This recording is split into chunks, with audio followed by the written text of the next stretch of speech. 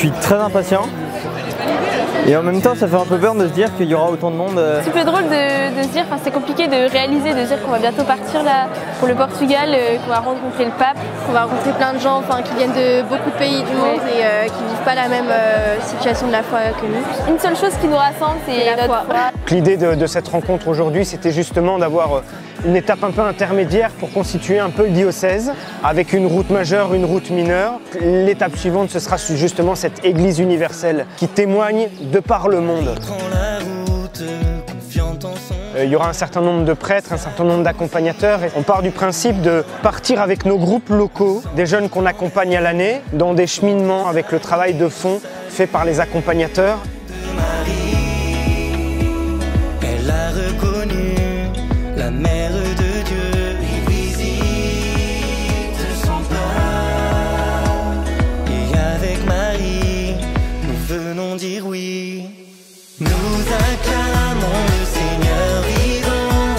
Nous portons au monde le Fils du Très-Haut. Oui, son règne est au milieu de nous. Et nous annonçons son amour.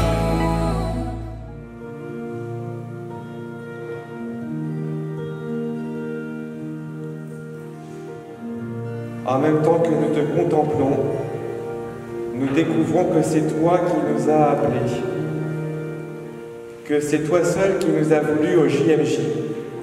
Tu t'es servi de nos parents, de nos grands-parents, de nos amis, de nos pasteurs, pour nous inviter à te retrouver à Lisbonne. Seigneur, nous sommes sûrs que tu nous as réservé de grandes grâces, mais des grâces en abondance pour ce temps de pèlerinage, pour ce temps des Journées mondiales de la jeunesse. Confions au Seigneur ce que nous attendons, rendons grâce pour son appel, demandons-lui de recevoir beaucoup pendant ce temps des JMJ.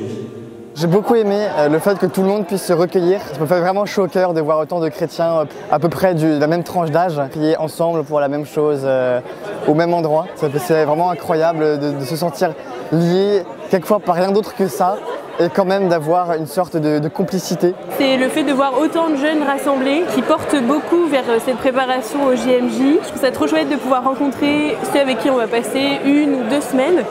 Et voilà, donc c'est un temps vraiment béni. Et en plus de recevoir la bénédiction de l'évêque, quand même, c'est fou pour partir d'attaque. Vous emporterez bien évidemment vos propres intentions. Vous porterez aussi celles de notre diocèse, celle de l'Église qui est à Vannes et dont vous serez les représentants dans cette grande assemblée.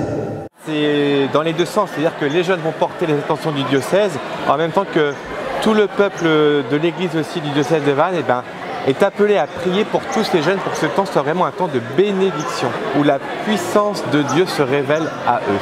Mettez-vous en marche avec empressement. Comme Marie, comme elle, apprenez à discerner la présence de Dieu qui grandit et qui agit en vous. On a comme projet de traverser le golfe de Gascogne et ensuite plusieurs escales un peu partout au Portugal, en passant par Porto notamment. Ça va carrément avec le thème, la phrase des JMJ, parce que c'est partir un peu vers l'inattendu. Et moi, dans mon cas, j'ai jamais fait de bateau de ma vie, donc j'y connais rien du tout. On part, on traverse le golfe de Gascogne en 4 jours sans toucher la terre, de manière un peu confiante, quoi, l'abandon total. Que le Seigneur soit avec nous et nous accompagne sur la route.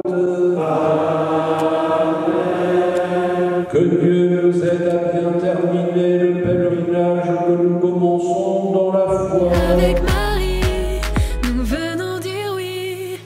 Nous acclamons le Seigneur vivant. Nous portons au monde le Fils du Très-Haut. Oui, son règne est au milieu de nous. Et nous annonçons son amour. Que les JMJ, c'est un lieu où vraiment le Seigneur envoie. Donc il y a des ouvriers, on a prié pour qu'ils répondent, qu'ils se fassent embaucher par Dieu. Maintenant au JMJ, ce sera un temps d'appel pour eux. on peut vraiment sentir sa place dans l'Église et sa mission. Un appel peut-être à demander le baptême ou à un sacrement de la confirmation. J'espère aussi qu'il y en a qui vont s'engager sur la vie consacrée.